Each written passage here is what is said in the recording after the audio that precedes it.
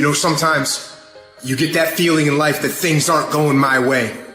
You hear people say that. Things aren't going my way right now. Listen, things just don't go your way. That's not the way the world works. You gotta make them go your way. Taking responsibility for whatever happens to you. Knowing that you have consciously made the decisions that are now affecting you. Knowing that what is happening now, the direct result of your activity, what you did yesterday. Self-reliance is basically counting on yourself. Recognize the fact that you're going to get into some slumps. Recognize the fact that you're going to encounter a great deal of failure in life. It goes with the territory. But in the face of that, you want to be relentless. You think things are gonna just happen for you? Well, they're not just gonna happen for you. You gotta make them happen. Go make things happen. I need you to confront you because you're the one holding you up. I need you to confront you.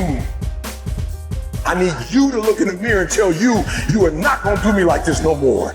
You give you a pass. You are not where you're supposed to be financially, and you gave yourself a pass. You know you're better than that. You know you should be further in life, but you keep letting you slide. It's time you punish you. From now on, you're not gonna hold any other human more accountable than you hold yourself. Many doors will be closed in your face. Many loans that you will want. They'll say, no, you don't have enough collateral. You don't have enough credit. And most people will give up. But you've got to decide that I'm going to be fearless. I refuse to be denied. And I'm going to go all out. I'm going to be relentless. I don't care how many no's I encounter. I like something Isaiah Thomas said when he was getting ready for a basketball game. He said, I'm going to either shoot us in or shoot us out, but I'm not going to not do anything. And that's the way to go. I had no advantages. But I woke up one day and realized all men are created equal. I don't need none. I'm my advantage. You your advantage. Why are you waiting for somebody to call you? Why are you waiting for somebody to affirm you? Why are you waiting for somebody to tell you you got a dream or go? Why are you waiting for somebody to take you by your hand and give you what's rightfully yours? Rise up and aggressively move forward down the path. Get yourself in the game. Shut down all those pathetic excuses and get after it.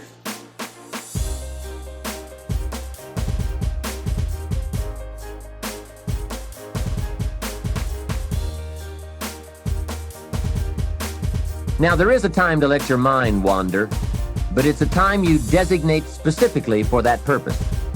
At that appointed time, you can go off for that walk on the beach, or that drive to the mountain, away from business. Let the breezes blow and your mind soar. Do some dreaming.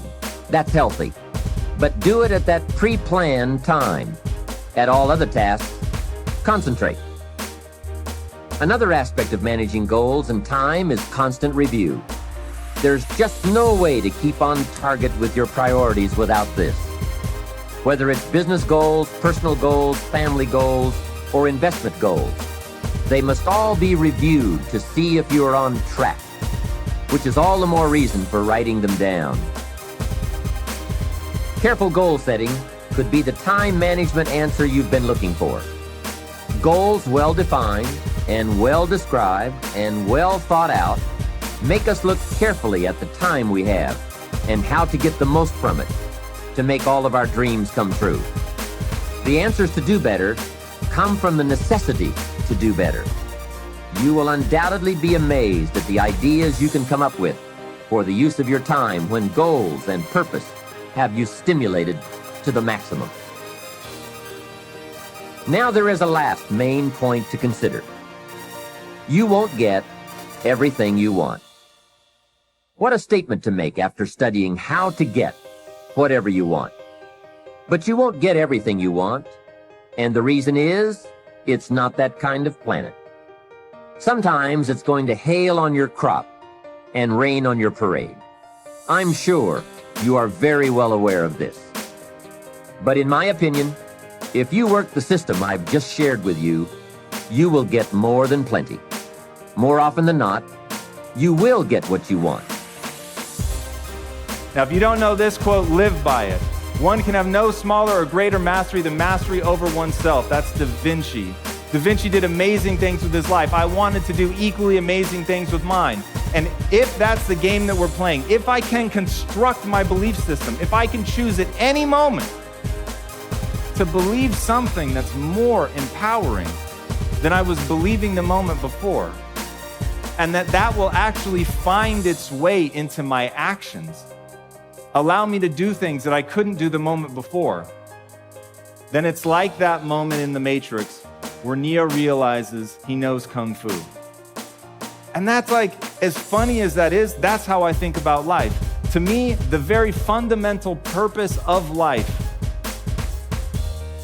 is to find out how many skills I can acquire that have utility, and then put that utility to the test in service of something greater than myself.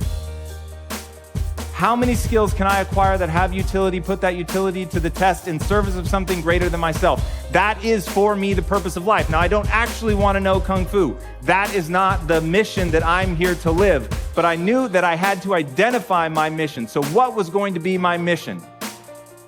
Mother Teresa has an amazing quote. Nobody will act for the many, but people will act for the one. And that really struck me, because I realized they were right.